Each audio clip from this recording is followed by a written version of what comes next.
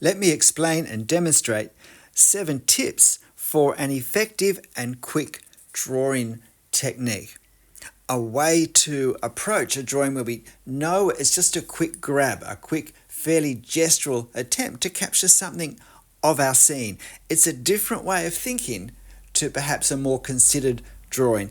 This, although it's drawn from a photo reference, this approach is very suitable if we're on location. It's certainly the one that I would use in that circumstance. And look, the first tip is accept the risk.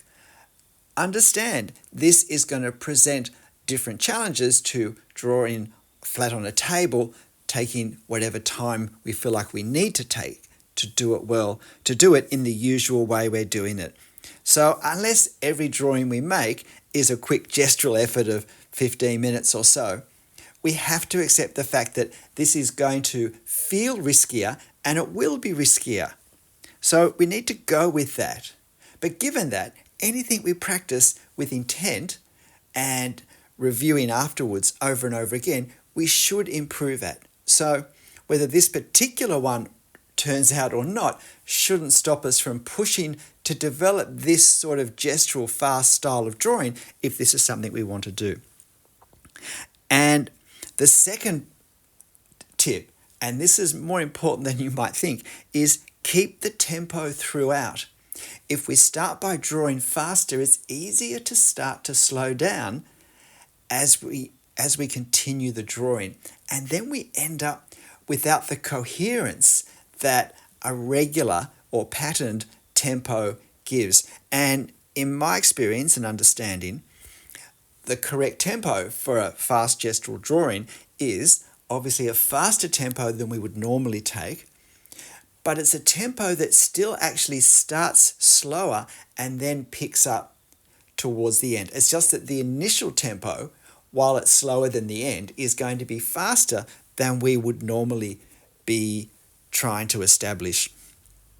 So accept the risk and don't start to slow down halfway through and just be finishing this as we might finish any drawing. The third point is that we obviously need to observe with a little more care before we start. The fact that we're drawing quickly doesn't mean we can compromise our observation. If anything, we need to be a little more certain before we start, because there won't be as much time to think and consider as we're actually drawing, when we're actually drawing. So have a good sense of where we're starting and how we're going to progress and the key elements of proportion that we're going to use to establish the scale. You are watching this at real time, so I'm editing nothing out of it. The pauses that are there are the pauses that I had, and the speed that you're seeing is the speed that I took. So we need to observe more carefully. Now, after that, with whatever we choose to start with, this is where we do just go a little bit more carefully than perhaps in the rest of the drawing, but where we establish the proportions. And I chose these upper story windows in the center as my starting point to establish proportions. This little front box with the 2 windows in effect becomes my ruler, my measuring stick for the rest of the drawing. I will reference things that I do up, down, left and right against this. I'll use it to eyeball things first in the reference and then in my drawing. So that is important, to still put that extra effort in the very first things we use to establish scale. And we can't establish scale correctly if we don't establish proportion correctly. The height to width ratio of whatever that first element we draw is, regardless of how large or small it is.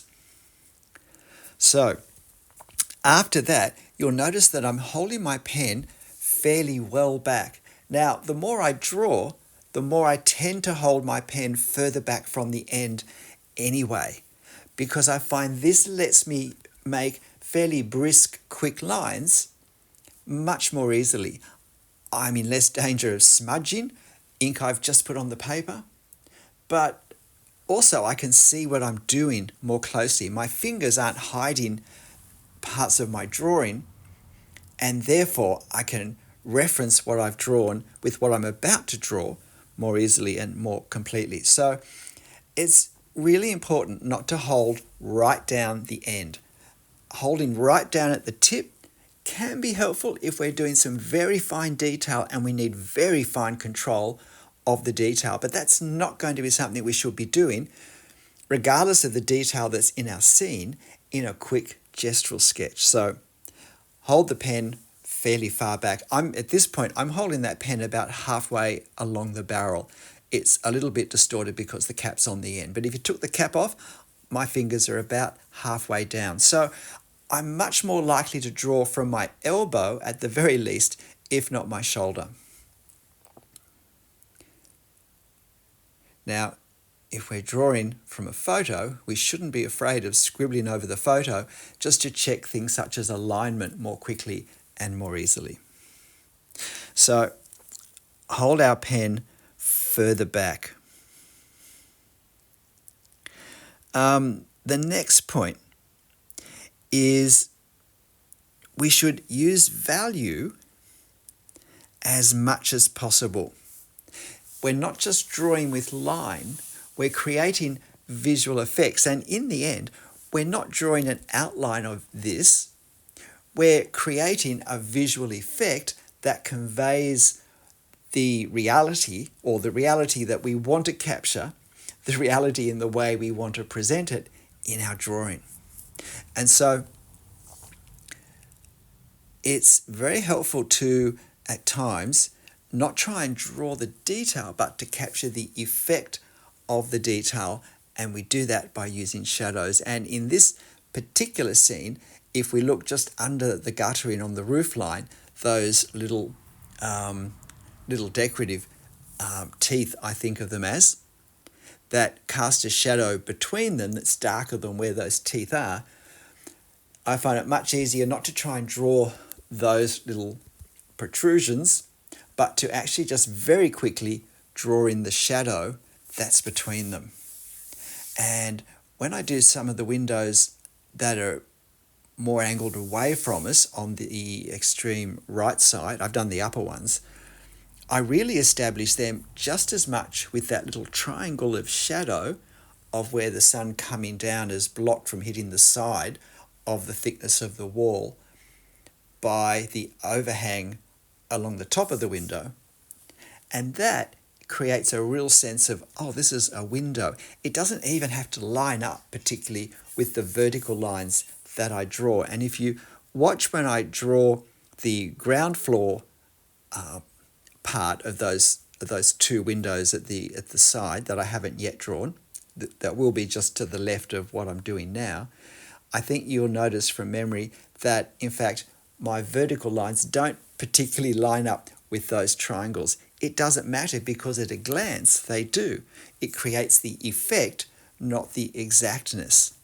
And it's that sort of looseness that also helps create a nice loose feel in what we're looking at. And I think that has its own appeal when we're looking. When we're doing a quick gestural drawing, if we make a mistake, we should be really careful not to overwork it, trying to correct it or make it look better.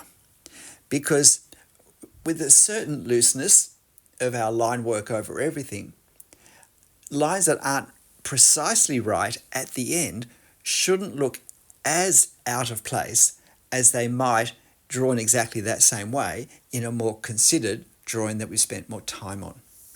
So the problem with overworking it is that in the end we put too much ink there and we draw too much attention to that spot, which probably still has problems, but it just becomes, in terms of ink on the paper, out of balance with the rest of the drawing, because generally in a loose gestural drawing there will be fewer marks on the paper than what we would have put down to have drawn this in a slower, more detailed way.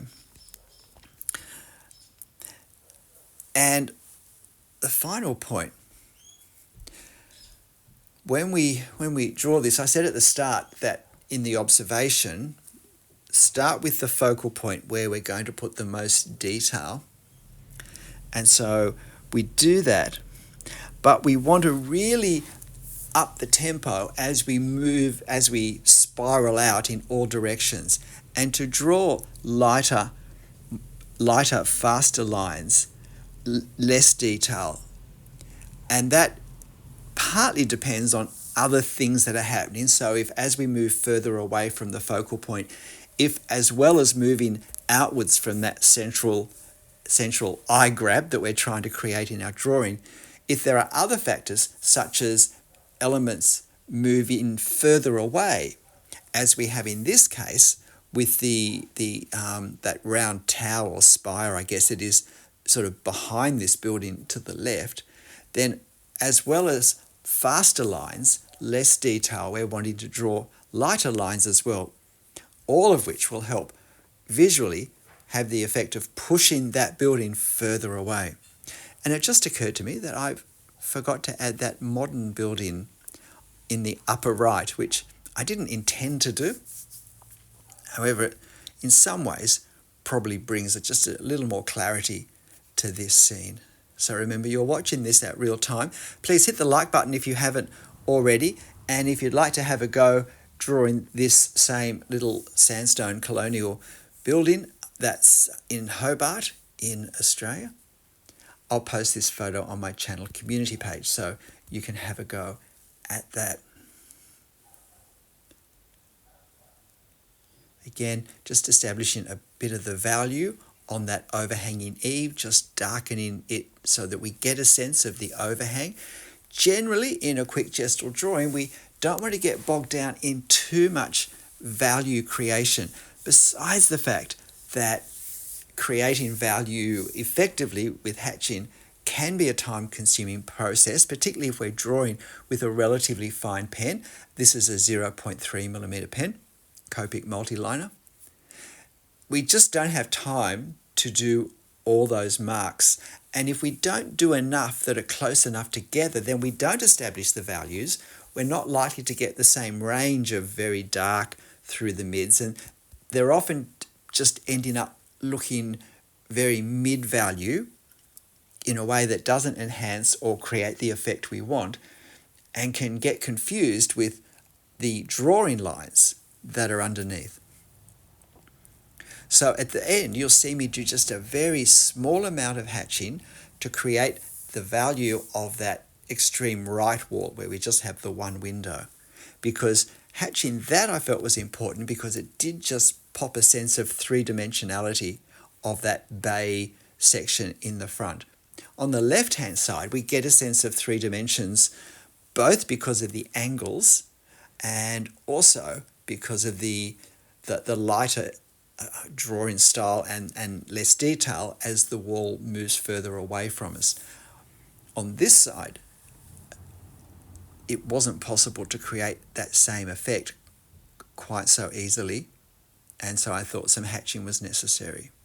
But because I really haven't hatched very many other places in this at all, it was easy enough for that to happen. Now, where there's foliage, again, this is where we need to be drawing in a faster, looser way than we would normally draw. Now, this is a willow tree, and so I'm trying to get that effect of the really long hanging.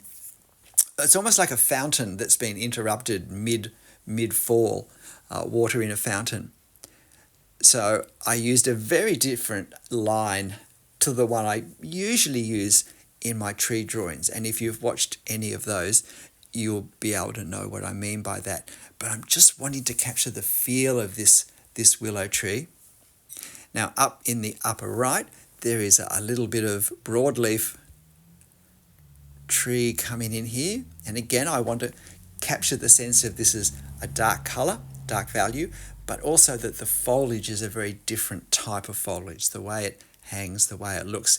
Having drawn that foliage, I can now draw the top of the spire here, and I want to make sure that it really sits behind this foliage. And there is a bit of detail on the top, and it's the sort of place where we have to decide, do I draw this or not? Can I draw it so it's light enough that it does stay further back, because if I start to draw too much detail, it will start to visually feel like it's closer than it really is. So personally, I think I managed to strike that balance here. So we're almost done. Please hit that like button if you haven't already. I'd love to hear your thoughts in the comments. As I said, this clearly isn't on location. It's pretty hard to do a demo video on location, to record it. There are just lots of practical issues. But this is the way I get ready if I know I'm going to go out and do some location sketching. G'day, I'm Stephen Travers. Hope this was helpful, hope it was interesting, and I hope you can see the difference in this approach and how it produces a drawing to my more usual, more considered studio style. But in the end, whatever you draw, however you draw it, make sure you have fun. I'll see you next time. Bye.